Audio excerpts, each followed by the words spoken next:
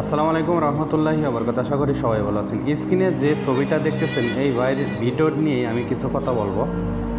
আর এখন বর্তমান একটি সময় উপযোগী একটি পোস্ট, এনাকে অনেক ধন্যবাদ যে বাংলাদেশ নিয়ে যে চক্রান্ত চলতেছে ইনার কথার মধ্যে অনেক কিছুই ফুটে উঠবে যদি আপনারা ধৈর্য সহকারে দেখতে পারেন। তাহলে চলুন দেখা যাক ভিডিওটা। একটি ছোট্ট অজগর সাপ পুষতেন। তিনি দিন-রাত ওই সাপটিকে নিয়েই কাটিয়ে দেন। সাপটিকে গোসল করানো, খাওয়ানো, বাগানে নিয়ে খেলা, এমনকি রাতে সাপটিকে পাশে নিয়ে ঘুমান সেই মহিলা। দেখতে দেখতে সাপটি বিশাল আকার ধারণ করল। একদিন হঠাৎ করেই সাপটি খাওয়া দাওয়া বন্ধ করে দিল। তাকে কোনোভাবেই সে মহিলা কিছু খাওয়াতে পারছিল না। সে সারাদিন চুপচাপ এক জায়গায় গুটিসুটি হয়ে শুয়ে থাকে। কিন্তু রাত হলেই সে তার মালিকের বিছানায় মহিলাটির গা ঘেঁষে ঘুমায়। মহিলাটির খুব মায়া হয়। তিনি ভাবেন সাপটির হয়তো খারাপ কোনো অসুখ করেছে, যে কারণে সাপটি কিচ্ছু খেতে পারছে না। আর অসুখের কষ্টেই হয়তো সাপটি মহিলাটিকে জড়িয়ে ঘুমিয়ে থাকে। অনেক চেষ্টা করেও সাপটিকে কিন্তু খাওয়াতে ব্যর্থ হওয়ার পর সেই মহিলা সাপটিকে নিয়ে গেলেন ডাক্তারের কাছে। সাপকে পরীক্ষা নিরীক্ষা করে ডাক্তার মহিলাটিকে প্রশ্ন করলেন, অজগর সাপটি রাতে কোথায় ঘুমায়? উত্তরে মহিলাটি বললেন, সে আমার সাথে আমার বিছানাতেই ঘুমায়। ডাক্তারটি আবার জিজ্ঞেস করলেন, সাপটি আপনার শরীরের কাছে ঘেঁষে থাকে? মহিলাটি বললেন, হ্যাঁ ঠিক তাই, সে আমাকে জড়িয়ে ধরে ঘুমায়। ডাক্তারকে বেশ চিন্তিত দেখালো। তিনি বললেন, আপনার সাপের কোনো রোগ হয়নি, সে বেশ কিছুদিন যাবৎ না খেয়ে আছে, কারণ সে একটি বড় ভোজের আয়োজন করছে। সে আপনাকে তার শরীর দিয়ে পেঁচে পরীক্ষা করছে আপনার আকার আকৃতি কতটা বড় এবং আপনাকে খেয়ে ফেলতে তার শরীরে কতটা জায়গা দরকার। শুধু তাই নয়, আপনাকে খেয়ে হজম করার জন্যই সে এতদিন না খেয়ে নিজেকে অভুক্ত রাখছে। সঠিক সময়ে সে আপনাকে গিলে ফেলবে। ডাক্তারের মুখে এই ব্যাখ্যা শুনে অজগর সাপের মালিক একেবারে স্তম্ভিত হয়ে গেল।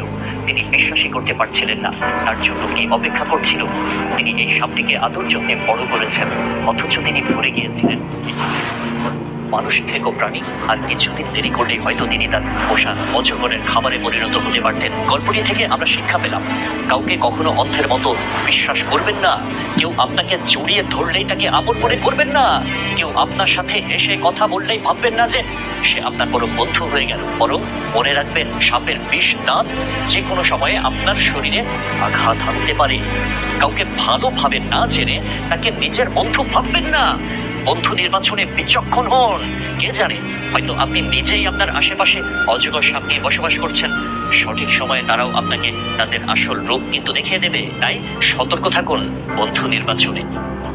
কি বাংলাদেশের বুক চিরে বুকের উপর দিয়ে ট্রেন লাইন যাবে, যা ভারতের ট্রেন।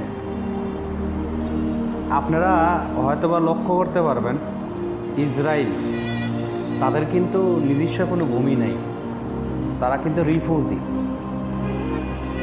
এই ফিলিস্তিনি ভাইরা তাদেরকে জায়গা দিয়েছিল, বা সৌদি আরব বিভিন্ন রাষ্ট্রের অনুরোধে জায়গা দিয়েছিল। এখন কিন্তু সেই ফিলিস্তিনিরা তাদের মাতৃভূমিতে তারাই থাকতে পারতেছে না। তাহলে আপনারা চিন্তা করে দেখুন, বাংলাদেশে যদি এমনটা ঘটে যে বাংলাদেশের উপর দিয়ে ট্রেনের লাইন যাবে, তাহলে কিন্তু অবস্থা কিন্তু খারাপ হয়ে যাবে। এই জন্য আপনারা যার যার জায়গা থেকে শেষে সজাগ হন, ঘুম থেকে উঠুন, উঠে এ নিয়ে প্রতিবাদ করতে শুরু করুন। নইলে ভবিষ্যৎ কিন্তু খুব খারাপ আমাদের, বিশেষ করে আমাদের যারা বাংলাদেশি আছে তাদের কিন্তু ভবিষ্যৎ খুবই খারাপ। তো এই কথা বলে শেষ করতে আল্লাহ যেন সবাইকে ভালো রাখে, সুস্থ রাখে। আসসালামু আলাইকুম ওয়া রাহমাতুল্লাহি ওয়া বারাকাতুহু।